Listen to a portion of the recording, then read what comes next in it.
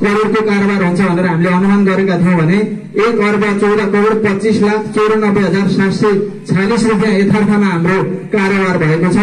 2082-83 हामीले 1,25,67,67,155 रुपियाँ 12 पैसा कारोबार हुन्छ भनेर हामीले यो वर्ष अनुमान गरेका छौँ।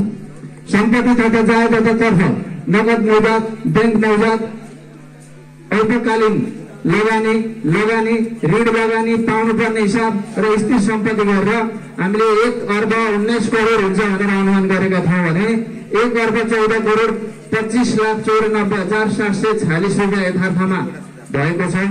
हामीले 2082-83 1,25,67,67,155 रुपियाँ 12 पैसा चाहिँ हुन्छ भन्ने हामीले अनुमान गरेका छौँ।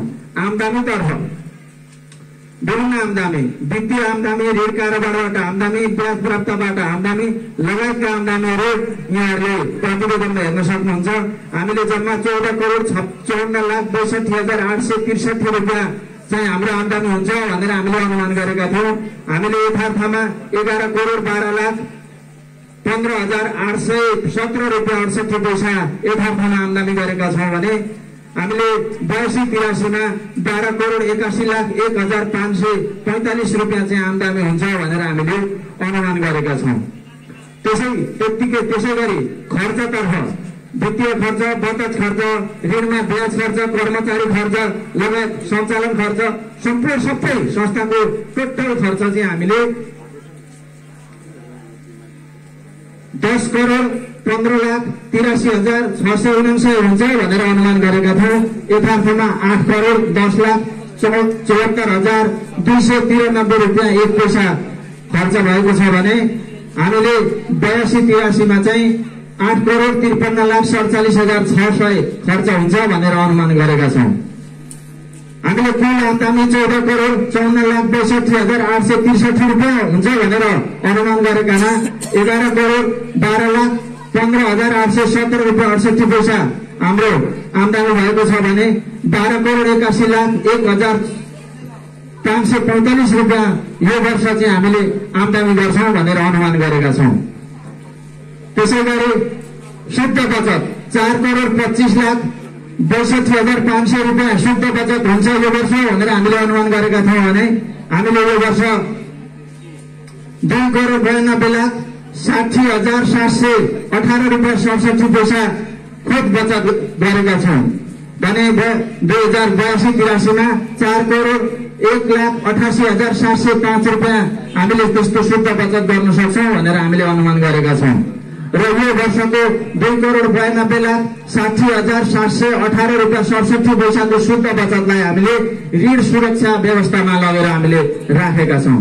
आदरणीय सदस्यज्यूहरू, हामीले यो प्रत्येक महिनाको सञ्चालक समितिको बैठकमा वित्तीय विश्लेषण गर्ने गरेका छौँ। त्यो रिपोर्ट हामीले जस्ताको तस्तै हामीले प्रतिवेदनमा दिएका छौँ। आदरणीय सदस्यज्यूहरूलाई त्यहाँ हेरिदिनु हुनको लागि म हार्दिक अनुरोध गर्दछु। र महत्त्वपूर्ण आगामी वर्ष गरिने केही खर्चका शीर्षकहरूमा भने म यहाँहरूलाई प्रश्न गर्न चाहन्छु। सञ्चालक समितिको बैठक खर्च वार्षिक 15 वटा बैठकका लागि प्रति बैठक रु 1,000 का दरले कर कट्टी गरेर भुक्तानी दिने व्यवस्था भएको, लेखा सुपरिवेक्षण समितिको वार्षिक 4 वटा बैठकका लागि प्रति बैठक रु 1,000 मा कर कट्टी गरेर भुक्तानी दिने व्यवस्था भएको, सेवा केन्द्र सञ्चालन उपसमितिको लागि 4 वटा बैठकका लागि प्रति बैठक 1,000 मा कर कट्टी गरेर भुक्तानी दिने व्यवस्था भएको छ। उपसमितिहरूलाई वार्षिक 2 वटा बैठकका लागि प्रति बैठक रु 1,000 मा कर कट्टी गरेर भुक्तानी दिने व्यवस्था भएको छ। प्रस्तावित शिक्षा शिविर र सिपमूलक तालिमका लागि दीर्घकालीन दायित्वमा रहेको अन्य दायित्वबाट खर्च गरिनेछ। कर्मचारी पोषक खर्चलाई यथावत राखिएको छ। उपदान कोष र मृतक सदस्य परिवार राहत कोषलाई दीर्घकालीन दायित्वमा राखिएको छ र सोसँग सम्बन्धित खर्चहरू सोही शीर्षकबाट गरिनेछ। सदस्यहरूको सर्वोपरि हितलाई ध्यानमा राख्दै रु 1 करोडसम्मको ऋण लगानी मुख्य कार्यालयबाट ऋण लगानी गरिनेछ। अन्तमा आर्थिक वर्ष 2081-82 को यथार्थ र आर्थिक वर्ष 2082-83 को प्रस्तावित यस बजेटको सफलतापूर्वक कार्यान्वयनका लागि सम्पूर्ण सदस्यज्यूहरूको सक्रिय सहभागिताको अपेक्षा राख्दै प्रस्तावित बजेटमाथि गहन छलफल गरी यहाँहरूको अमूल्य सल्लाह सुझाव सहित सर्वसम्मत रूपले पारित गरिदिनु हुन हार्दिक अनुरोध गर्दै